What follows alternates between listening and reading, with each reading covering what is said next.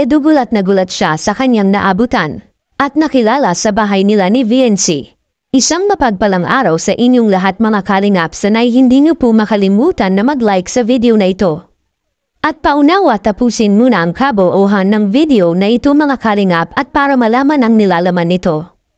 At maraming salamat po mga kalingap sa pagpatuloy na pagsuporta lalo na kay Kuya Val Santos Matubang at kay Ate Edna Vlogs at Kalingap Rab, salamat po. Kaya pala siya pala ang dahilan ng lahat. May biglang nagpakilala sino ba siya sa buhay ni VNC. Pero bago yun mga kalingap ay pag-usapan muna natin mga kalingap ang patungkol sa tambalan ngayon ng EDSI mga kalingap. Dahil na si Edo ay minsan na lang makikita ng mga viewers ng Team Kalingap ay napansin nila na parabang si Edo ay may iniwasan at baka nagtampo rin ito dahil sa nangyayari na kanyang pagpapaalam dahil sarado talaga ang isipan ni VNC mga kalingap na magtapos muna anya ito ng pag-aaral bago papasok sa isang pagbo-boyfriend. Kahit pa napayag ang mga magulang ni VNC kay Edo ay si VNC ayaw pa nga nito mga kalingap na papasok sa ganito. Will hindi pa rin naman napapanahon sa mayon mga kalingap no, at wag lang po natin mamadaliin dahil hindi pa naman talaga po pwede na magkaka-boyfriend si VNC ngayon dahil wala pa ito sa wastong gulang.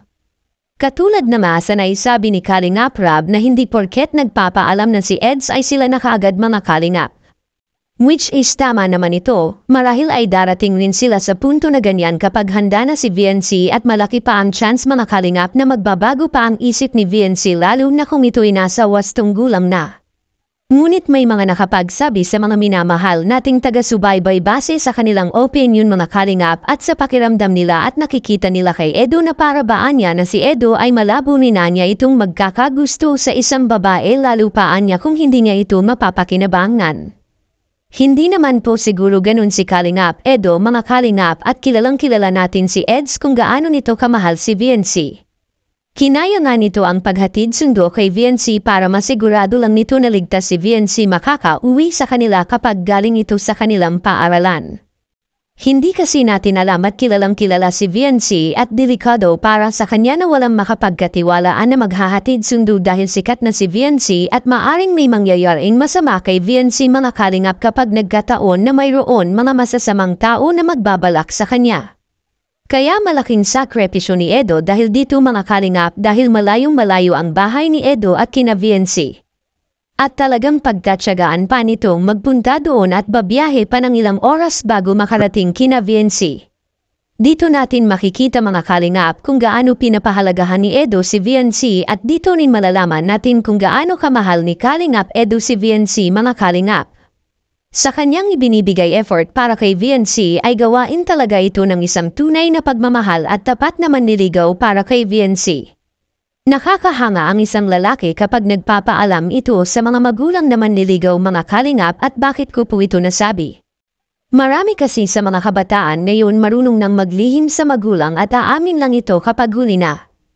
At may laman na ang kanilang bituka. Marami sa mga kabataan na maagang nag-aasawa dahil sa maaga rin silang nagjojowa at hindi nagpapaalam sa mga magulang na mayroon na pala silang jowa sa kanilang paaralan. Mabuti si Edo ay inamin niya muna na siya ay mangliligaw kay VNC ngunit parang humihina lang ang loob ni Edo mga kalingap dahil nag-akala ito na maging okay rin si VNC kapag nagpapaalam na siya sa magulang ni VNC. At sa kabilang dako naman mga kalingap sino itong nagpapakilala. Kaya naman pala siya ang dahilan ng lahat, yan ang ating makikita sa video. And baka ano po, Ed Pao kung kakayanin pa.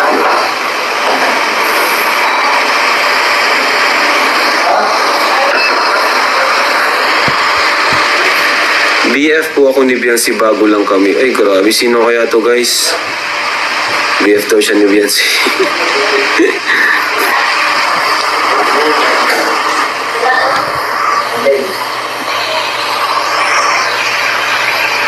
And baka ano po, Ed Pao kung kakayanin pa.